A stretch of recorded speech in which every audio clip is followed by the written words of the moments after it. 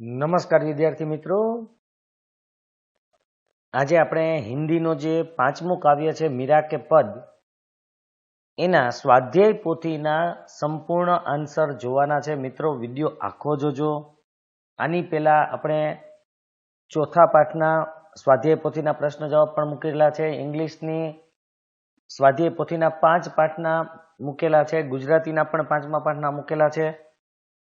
તો એ પણ ન જોયા હોય તો જોઈ લેજો. હવે આપણે સ્ટાર્ટ કરીએ. જો તમને આ વિડીયો પસંદ આવે તો લાઈક કરજો, શેર કરજો. જે વિદ્યાર્થી મિત્રો હજુ પણ ચેનલને સબસ્ક્રાઇબ નથી કરી તે સબસ્ક્રાઇબ કરી લેજો. અન્ય મિત્રોને પણ કરાવજો. આ ચેનલમાં ધોરણ 8 અને 9ના પણ વિડીયો મૂકેલા છે, એના પણ સ્વાધ્યાય પોથીના આન્સર છે. તો તમારા કોઈ મિત્ર સગા સંબંધી હોય તો એમને પણ જાણ કરજો, જેથી એ પણ લાભ લઈ શકે. તો પહેલો વિભાગ બી પદ્ય આધારિત, એની અંદર સૌથી पहला છે सही विकल्प चुनकर रिक्त स्थानों की पूर्ति कीजिए, प्रत्येक का 1 अंक. पहला, मीरा ने खाली जगह के साथ बैठकर लोक लाज खोई. तो एमा आवशे साधु संतो. तमारे अहींया लखवानुं छे, आपको यहाँ पर लिखना है साधु संतो. मैंने ओनली यहाँ पर टिक किया हुआ है. मीरा खाली जगह को देखकर राजी होती थी, भगत. खाली जगह को देखकर मीरा को रोना आता था, जगत. मीरा अपने खाली जगह प्रेम बेली सींचती थी आंसुओं से. खाली जगह मीरा के जन्म जन्म की पूंजी थी राम रतन धन. सद की नाव के खेवनहार खाली जगह है सदगुरु. मीरा खाली जगह की दासी बन गई नारायण. मीराबाई को खाली जगह मिल गया था राम रतन धन. 9, पैरों में घुंघरू देखकर मीरा की सास ने मीरा को खाली जगह कहा. एमा आवशे कुल नाशिनी. लास्ट खाली जगह ने मीरा को विष का प्याला भेजा. तो एमा आवशे राणा. तो हवे आगळनो जोईए आपणे. सही वाक्यांश चुनकर निम्नलिखित विधान पूर्ण कीजिए, प्रत्येक का 1 अंक. यहां पर भी आपको यह पूरा लिखना है, लेकिन यहाँ पर मैंने टिक किया है. आपको अपनी स्वाध्याय पोथी में पूर्ण रूप से यह लिखना है. तो अब हम उसका आंसर देखते हैं. पहला है, मीराबाई ने अपने सदगुरु की कृपा से राम रतन धन पाया.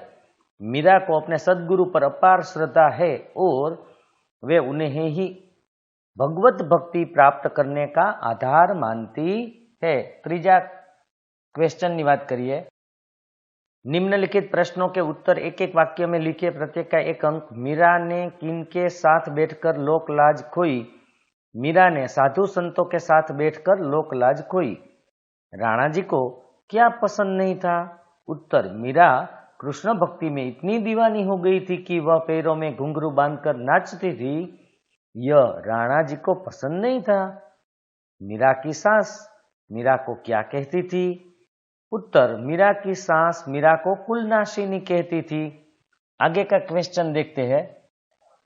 श्री कृष्ण को प्राप्त करने के लिए मीरा ने किन किन से रिश्ता तोड़ लिया? श्री कृष्ण को प्राप्त करने के लिए मीरा ने भाई, बंधु और सभी सगे संबंधियों से रिश्ता तोड़ लिया. मीरा के लिए सदगुरु किसके समान है? उत्तर, मीरा के लिए सदगुरु सत की नाव के खेवनहार समान है. चौथा है, निम्नलिखित प्रश्नों के उत्तर 2-3 वाक्यों में लिखिए, प्रत्येक के 2 अंक. गिरधर गोपाल की भक्ति करते हुए मीराबाई ने किस किस का त्याग किया? उत्तर, मीराबाई ने श्री कृष्ण को अपने जीवन का स्वामी मान लिया था. इसके लिए उन्होंने अपना सर्वस्व त्याग दिया था. उन्होंने अपने भाई, बंधु, परिवार तथा नाते रिश्ते के सभी लोगों का त्याग कर दिया था. दूसरा क्वेश्चन है, मीरा के राम रतन धन की क्या विशेषताएं है? मीराबाई ने राम रतन धन अपने सदगुरु की कृपा से पा लिया था. इस धन की यह विशेषता है कि यह न तो खर्च होता है और न कोई चोर इसे चुरा सकता है. इसमें रोज रोज सवाई वृद्धि होती रहती है. मतलब वो बढ़ता रहता है. 1.25 टाइम्स बढ़ता रहता है. सवा गणु, जेने गुजराती में कहेवाय, ए વધતું રહે છે. आगे का क्वेश्चन देखते हैं। तीसरा क्वेश्चन है, मीरा इस भवसागर को किस प्रकार पार करना चाहती है? मीराबाई को अपने सदगुरु पर बहुत श्रद्धा है। वे उन्हें ही भगवत भक्ति प्राप्त कराने का आधार मानती है। वे सत्य की उस नाव पर बैठकर भवसागर पार करना चाहती है जिसके खेवनहार मतलब खेवटिया या नाविक उनके सदगुरु होंगे। आगे का क्वेश्चन देखते हैं। पांचवा क्वेश्चन, निम्नलिखित प्रश्नों के उत्तर 4-5 वाक्यों में लिखिए, प्रत्येक के 3 अंक। भक्ति के मार्ग में कौन सा संकट आया, उससे मीरा कैसे पार हुई? उसका उत्तर है, मीरा कृष्ण की अनन्य भक्त थी। कृष्ण के प्रेम में इतनी तल्लीन हो गई थी कि उन्होंने सारी दुनियादारी भुला दी थी। मीरा कृष्ण की भक्ति में दीवानी हो गई थी। यह सब राणा जी को पसंद नहीं आया। उन्होंने मीरा को मारने के लिए जहर से भरा प्याला उनके पास भेजा। मीरा इससे जरा भी विचलित नहीं हुई। उन्होंने यह जहर भी हंसते हंसते पी लिया, किंतु इस जहर का मीरा पर कोई असर नहीं हुआ। दूसरा क्वेश्चन है, कृष्ण की भक्ति में डूबने से मीरा को कौन से दुख उठाने पड़े? मीरा कृष्ण की भक्ति में दीवानी होकर संसार से विरक्त हो गई थी। उन्होंने संसार के नियमों और मर्यादाओं की भी परवाह ना करते हुए पैरों में घुंघरू बांधकर नाचती थी। यह देखकर लोग उन्हें पागल कहते थे। साधु संतों के साथ बैठी देखकर लोगों ने उनकी हंसी उड़ाई। सास ने उनका कुलनाशिनी कहकर तिरस्कार किया। राणा को मीरा की कृष्ण भक्ति में दीवानी होना पसंद नहीं आया तो उन्होंने मीरा को जहर देकर मारने की कोशिश की। इस तरह कृष्ण भक्ति में डूबने पर मीरा को तरह तरह के दुख उठाने पड़े। तीसरा क्वेश्चन है, मीरा के पदों के आधार पर सदगुरु की महिमा का वर्णन कीजिए। उसका उत्तर देखते हैं। हम अक्सर ये सुनते हैं कि बिन गुरु ज्ञान न होय। गुरु का स्थान सबके जीवन में महत्वपूर्ण है। मीराबाई ने सदगुरु को ज्यादा महत्व दिया है। मीरा सांसारिक जीवन को त्याग कर अपने आराध्य श्री कृष्ण की भक्ति पाकर अपने आप में मगन हो गई है। वे इसे रतन की उपमा देती है। वे इस अनमोल धन को प्राप्त कराने का श्रेय अपने सदगुरु को ही देती है और कहती है कि राम रतन रूपी धन उन्हें उनके सदगुरु की कृपा से प्राप्त हुआ है। सदगुरु की कृपा इस संसार रूपी सागर में जीवन रूपी इस नाव में बैठकर वह सुरक्षित रूप से इस भवसागर को पार कर सकती है। इस बात की उसको जरा भी चिंता नहीं है, क्योंकि इस नाव के खेवनहार उनके सदगुरु है।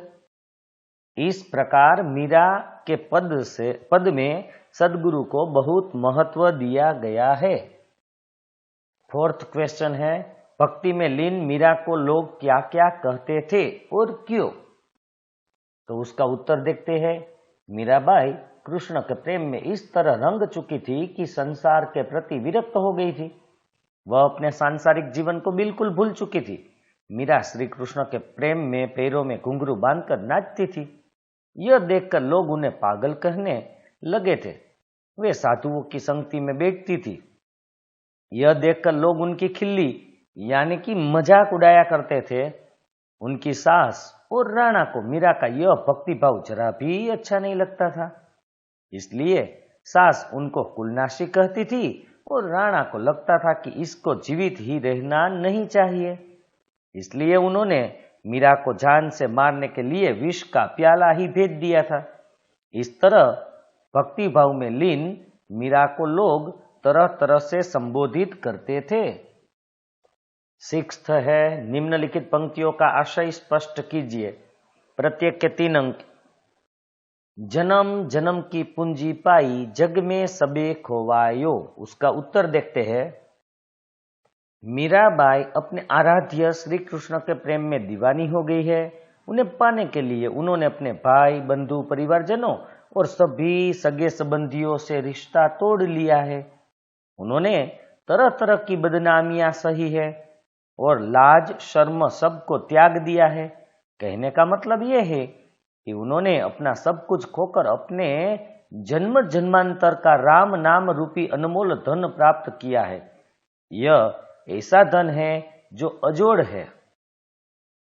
दूसरा है सत की नाव खेवटिया सतगुरु भवसागर तरी आयो। उसका उत्तर देखते हैं।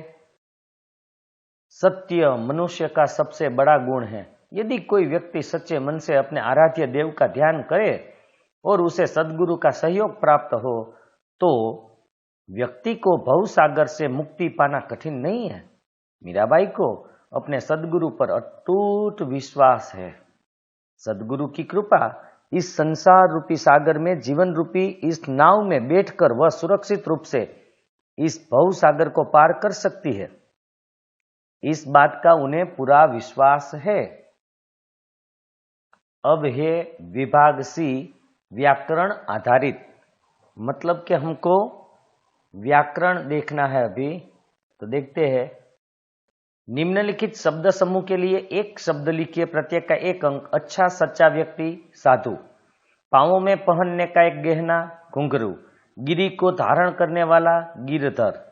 जिसका कोई मूल्य न हो अमोलक अमूल्य। दूसरा है निम्नलिखित मुहावरों के अर्थ देकर वाक्य में प्रयोग कीजिए। प्रत्येक के 2 अंक। पूंजी पाना मतलब के धन कमाना। लोभी को ज्यादा पूंजी पाने की तमन्ना होती है। भवसागर तरना मतलब जीवन मृत्यु के फेरे से मुक्त होना। सच्चे गुरु मिल जाए तो हम भवसागर तर जाते हैं। यश गाना किसी की बड़ाई करना। सेठ को खुश करने के लिए चतुर नौकर सेठ का यश गाया करता था। सवाया बढ़ाना बहुत अच्छा लाभ होना। मीरा का राम रतन रूपी धन सवाया बढ़ता था। आगे देखते हैं। तीसरा है निम्नलिखित शब्दों के विरोधी शब्द लिखिए। प्रत्येक का 1 अंक। साधु मतलब संसारी या असाधु। आंसू मतलब मुस्कान। प्रेम मतलब नफरत या घृणा। विष मतलब अमृत। तैरना मतलब के विरोधी शब्द है और डूबना। दासी मतलब के स्वामिनी। निम्नलिखित शब्दों के पर्यायवाची शब्द हमें देखना है। तो उसमें पर्यायवाची शब्द में बंधु भाई। अमोलक मतलब के अमूल्य। दासी मतलब सेविका। बेल मतलब लता। पूंजी मतलब धन या दौलत। खेवटिया मतलब के खेवनहार मतलब के नाविक। आगे निम्नलिखित शब्दों की भाववाचक संज्ञा लिखिए। प्रत्येक का 1 अंक। अब हम भाववाचक संज्ञा देखेंगे। तो उसमें पहले है साधु तो साधुता। भक्त भक्ति। सिंचना सिंचाई। मग्न मग्नता। फैलना फैलाव। खर्चना खर्च। प्रभु तो प्रभुता। मिलना तो मिलन। उसके बाद निम्नलिखित शब्दों की कर्तुवाचक संज्ञा लिखिए। प्रत्येक का 1 अंक है। तो उसमें पहले है देना मतलब दाता। जो देता है वो दाता है। खेना मतलब खेवटिया। गोपालन मतलब गोपालक। नाच नचवैया। तैरना तैराक। गाना तो गायक। उसके बाद निम्नलिखित समास को पहचानिए। प्रत्येक का 1 अंक। ये हमारा लास्ट क्वेश्चन है। उसमें पहला है गिरिधर तत्पुरुष। क्योंकि गिरी को धारण करने वाला मतलब गिरिधर। साधु संग साधु का संग के साधु के संग या मतलब तत्पुरुष। का की को कु आता है तब वो तत्पुरुष कहलाता है। प्रेम बेली प्रेम रूपी बेली। प्रेम रूपी लता मतलब कर्मधारय। जिसमें रूपी शब्द आता है वो कर्मधारय होता है। अमोलक जिसका कोई मूल्य नहीं है वह मतलब बहुव्रीहि। भवसागर भव रूपी सागर मतलब कर्मधारय। भगवत भक्ति भगवद की भक्ति मतलब तत्पुरुष। कुलनाशिनी कुल का नाश करने वाली। कुल का नाश करने वाली तत्पुरुष। अविनाशी जिसका विनाश नहीं है वो बहुव्रीहि। लोक लाज लोको या लोक की लाज तत्पुरुष। राम रतन राम रूपी रतन मतलब कर्मधारय। तो यहां हमारा ये वीडियो पूरा होता है। इसको लाइक और शेयर कीजिएगा जिससे दूसरे लोग भी इसका लाभ ले सके। अब हम नेक्स्ट वीडियो में फिर से मिलेंगे।